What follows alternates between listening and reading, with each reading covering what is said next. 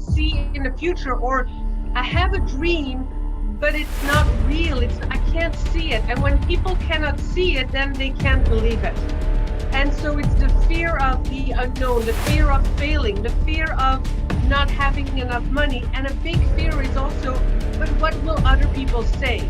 If I pursue my goal and my dream, which is traveling the world, I was afraid of what are my parents going to say? Like,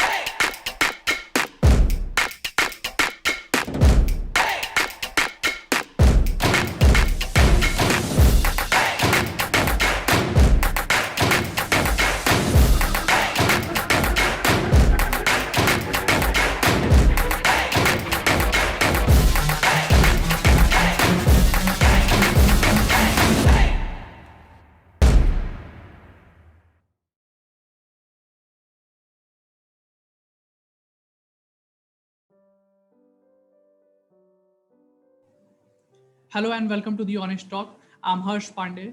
For this particular session, our guest will be Miss Rachel Smets, who is here with us. She is a clarity coach, two-time TEDx speaker, author, YouTuber, and online course creator.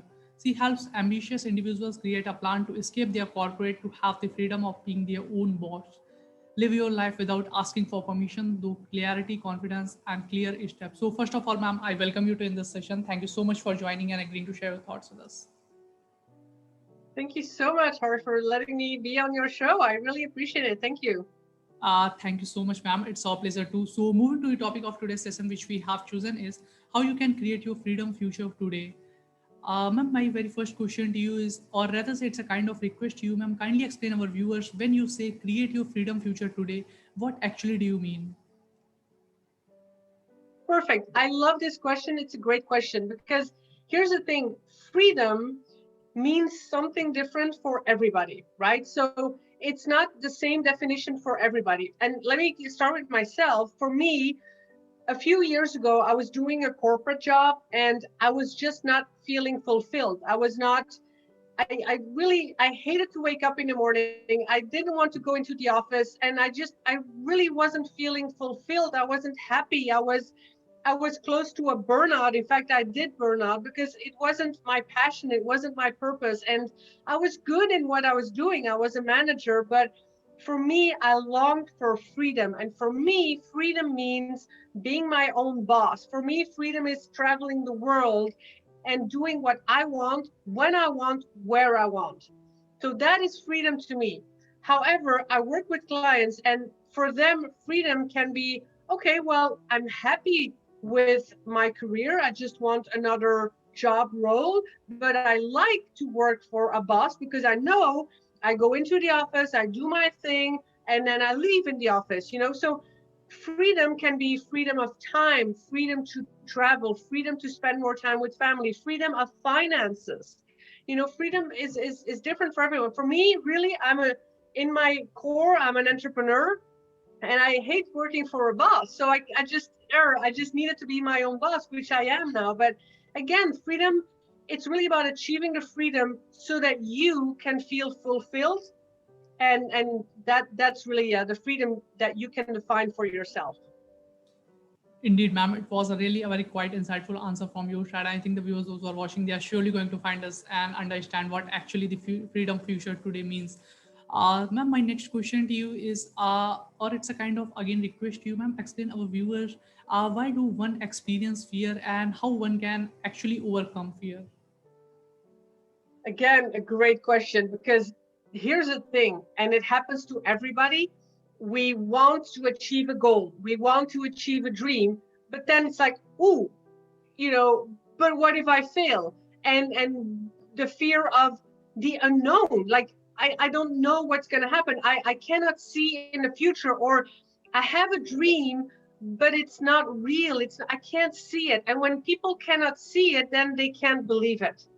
And so it's the fear of the unknown, the fear of failing, the fear of not having enough money. And a big fear is also, but what will other people say? If I pursue my goal and my dream, which is traveling the world, I was afraid of what are my parents going to say? Like they want me to stay in a 9 to 5 job and have the paycheck at the end of the month. So it's the fear of what other people would say. So there's all these fears coming from everywhere. And and our human nature, I study fear a lot. I study fear and I study confidence a lot. And we are in our human nature, we always have the negative first. It comes from our biological ancestors, and running away from a tiger, and so it's really the fight or flight response. And so we're always on the look of, oh, what if something bad happens? What if a tiger follows me? What if so it's our human nature to think negatively first. And so we're wired to think about the worst case scenario first. So, okay, I have a goal, I have a dream, I want to travel the world, but what if I fail? What if something happens? What if I can't make it? What if I don't have enough money? Like, we always think about the worst case scenario. So the switch, and I talk a lot about the power of the mind, and we can talk a bit more about that later, but really the way to overcome fear is by facing your fear, not running away from it, not avoiding it, but shaking hands with your fear. Because fear, Harsh, is the way to grow. Fear is the only way you can grow. And I will give you some really easy examples that you will all relate to. Is the first time you entered a classroom, the first time you stepped on a plane, the first time you entered a meeting in your job, those first times you had fear. You had fear, but you did it, you faced it. And then the second time, it's like, oh, I can do this. I can make a presentation. It's okay. And the third time, it's easier and easier, and it just becomes easier. So every time you face a fear, it's super scary, but when you face it, you grow. And so in our lives, if you are ambitious and if you want to grow, you have to face fears. You absolutely have to, because fear, and this is what I want the audience to remember, is positive. Fear is not negative. Fear is positive. So again, make friends with your fear and face it. And how you do that is facing it and taking small steps all the time. Indeed, ma'am. Again, was your answer was meaningful on many levels. Ma'am, my next question to you is how actually your life choices will always reflect your morals and beliefs. How they will aid you in making a deliberate choice on what is important to you. I love your question. So that Ma'am, is learning. uh, there is a need to repeat the question. No? Okay, okay, Oh, all right, ma'am. I can just continue. Okay. So knowing what you really want in your life and really being very crystal clear on what you want in your life will help you to make the right decisions and the right steps. And so what happens a lot of time is that people are overwhelmed with ideas. And it's like, but I like to do this and I want to do that, but I also am good in doing this. And then it's hard to make a decision because it's like, well, I don't know. I'm good at a bit of everything and I don't know. So it really comes down to going back to really inside of yourself and being very, very clear on what is it that you really, really want. And that is a very, very difficult question for a lot of people because, again, we want to make a decision and we usually don't go within ourselves, but we'll listen to our environment. Like, what are our parents and teachers and everybody else saying? Like, hey, Harsh, this is what you're good at doing, so go and do that. And then you make a decision based on everybody else's opinion, but not what you truly want in your heart. So my advice here is, again, to take time, write down, journal, take time in meditation, take time in silence, cut off the whole noise, the whole background, and just go within and think, what is it that I really, really want? And then the first thoughts that will come to your mind is again, are going to be answers to what you think others are thinking of you, to what you think others are saying. So I want you to go deeper and ask again, but what is it that I really want? And then continue writing. And then again, you'll come up with, I'm good in this. And in the past, I've done that. And like, no, no, no, no. Go deeper. What is it that you really, really want? There's a saying that I have from um, Jay Shetty's video. He had a quote, and it's not his quote, but I love, love, love this quote, is that we are, and listen to this, you are your identity, right? Your identity is not what you think you are, or let me put it on me. It's not what I think I am. It's not what you think I am. It's what I think that you think I am. So we're always thinking about, okay, what do you think about me? I think that you think that I'm good in doing this. I think that you no, and that should not be our identity. Our identity should be like, what do I want from myself? And it's really difficult because of all the noise, because of all the social media, because of everybody around us. So silence and cutting out the noise and going within. Indeed, ma'am. What we have seen is that many people are still living someone else's vision of life instead of what they want. As you have very rightly mentioned in your previous answer, and exactly, we have one life, and it's essential that we live each and every day in the best possible way, based on what we desire, our ethics, passion, and the vision we have of living our life. Ma'am, my question to you is, why is it important for one to realize her ambiguous thoughts about life? To realize, can you repeat that? To realize his Sure, ambiguous ma'am. stuff? Why is it important is for one to realize her ambiguous thoughts about life? Hmm. What comes to my mind to answer this question is really that it's so common for people to doubt themselves, and I think that inner critic all the time that influences our decisions and our thoughts, and it's like we want something, but then we hesitate. Am I good enough? And I talk to people that are seriously high up the ladder, like CEOs, directors of companies, and even they doubt, like, but am I good enough to do this? Am I good enough to change? There is always a critical little inner critic voice that you have to shut down. And what I talk about again a lot is the mindset. So if you have that self doubt, if you have any doubt, any fear, everything comes from here. So if you doubt yourself and telling yourself, I'm not good enough, I'm not good enough, I'm not good enough, your subconscious mind picks that up and you start to believe it. And that becomes your reality.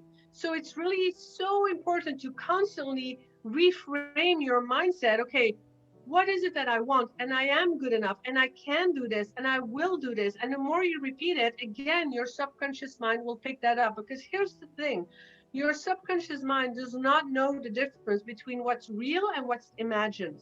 So it's so important to keep repeating, even if it's not real yet.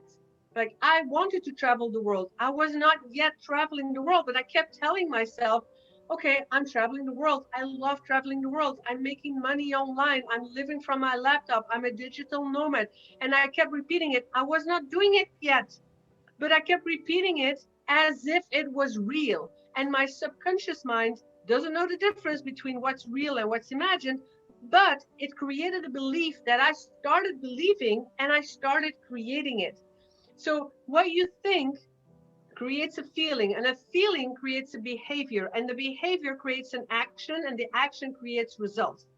But everything starts here. So when you keep telling yourself, I can't, I'm not good enough, I'm not, I'm not worthy enough, people don't like me, that will create the feeling, the behavior, the action, and boom, you will set yourself stuck. If you start thinking, but I have a dream and I can achieve it, you will feel the excitement of doing that goal and the dream, and you will create actions, and then you will see the result. It can happen. Indeed, ma'am. I think it's very hard to disagree with you. Ma'am, my next question to you is, this is something everyone knows about this, but very few wants to talk about this. Our daily life have been digitalized, tracked, and tied up in metrics. Our real selves have split into online avatars and profile pictures and status updates. A virtual life is sunny and bright. It's where you post your prettiest picture and tell all your best news. But is it real? More importantly, is it healthy? Hmm. Yeah. No, it's fake. It's fake. And I love that you talk about that, because it's so we're so influenced by our phones, right? And we're just, you scroll down social media and all you can see is beautiful relationships and travels and perfect, healthy bodies, and you see all of that. And so it's so hard to not compare yourself with this. And in one of my TEDx talks, I talked about stop comparing yourself, because I used to be guilty of that as well, right? And I know, and it's so easy, and we're so tricked into the social media and the TV and everything. But you are unique. We are all unique human beings. And if you continuously compare yourself to others, you're walking in the shadow of somebody else. And the best image I can give to you and your viewers is, think about the end of your life. Okay. Think about you're nearing the end of your life and you're looking back upon the life that you lived. Do you want to look back upon your life thinking, oh, well, I lived the life somebody else wanted from me. I made somebody else happy. Or do you want to look back saying, I lived the life that I wanted? So if we keep comparing ourselves, it's almost like we're always walking in a shadow. We're always like wanting to be somebody else. But stop it, like literally stop it. I'm screaming, stop it, stop comparing, and put the mirror and look at yourself and look at all the qualities and all the talents that you have, and start from there. Because if you always look into somebody wanting to be somebody else, you're staying stuck. You're limiting yourself. You're going to live a life always wanting something that you're not. And also all the things that you see. Look, people show their best and hide their mess. We're never going to put a picture on here where we're sick on the couch and not looking good. People show their best, but what you don't see is all the mess, all the difficulties, all the hard work. People, like, I live a freedom lifestyle, but I'm always honest. I work hard. I'm on my laptop. I'm doing I'm coaching my clients. I love what I do.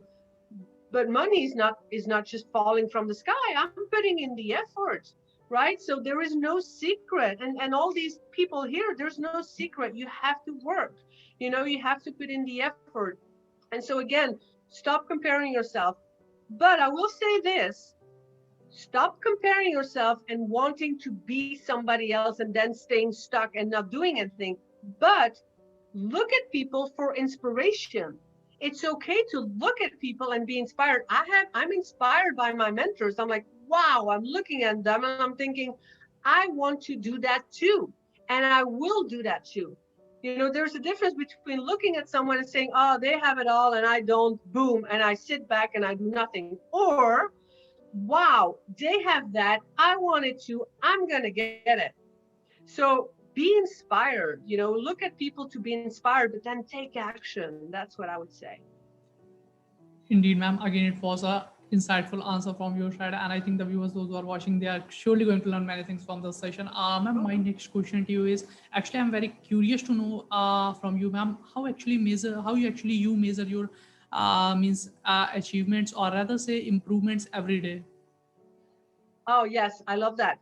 Again, I love it because it goes on to my previous answer, which is, put in daily effort. And for me, there's always two things. First of all, get crystal clear. That's why I call myself a clarity coach, because you have to be crystal clear on your goal. Okay, so what is it that you really, really want? Not something like, oh, I know I want another job. And what is it that you really, what excites you, what makes your heart beat? What is that you really want? And then take steps to achieve it. And it's not always easy to know, but how am I going to achieve it? Like for me, like, I want a laptop lifestyle. I want to travel the world. But how? I didn't know in the beginning, but then you grow by figuring out and taking the steps. And that's what I help my clients with. So that's one thing. It's like really being clear on the goal, making a plan, taking action day after day. But there's always two sides. And that second side is the mindset. Because if you don't have a positive growth mindset, you can have the best plan, you will not achieve it. And I'm serious. I come from parents that are always like rational, logical thinking, and I was not a spiritual person. I can't call myself a spiritual person, but I learned the power of the mind. And I learned that if I come from a place of abundance, a place of positivity, I'm attracting more positivity. If I stay stuck with people that are negative, that are criticism, that like, oh, and I can't do that, and I can't do this, and I'm never gonna make it, that's where I'll stay. But when I started opening up my mindset, like, yes, I can do this and I will do it and I'm good in what I'm doing and I am unique, and just constantly working on my mindset and shutting down that inner critic, that is where the growth is. So it's your mindset and it's the effort and the plan and the steps. Indeed, ma'am. Again, it was an excellent answer from your side, and I can say there's a lot more to learn from you. But today, I don't want to take too much of your time. So, moving to my last question of this session, actually, I am again very curious to know, ma'am, what you prefer to do when you are free or when you have nothing to do. Oh, I love that question because I love to well, I love to travel, which is, part of my professional, but it's also, and now with the whole pandemic, it's definitely hard. But my big daily thing is exercise. I love fitness. I love running outside. I need to be outside because outside there's this serotonin activation, and it just makes me in a much better mood. But I also feel and notice and know that your body and mind is very connected. So a healthy body, healthy mind, healthy body, and it just goes together. Like junk food, junk body, junk mind. Healthy food, healthy body, healthy brain.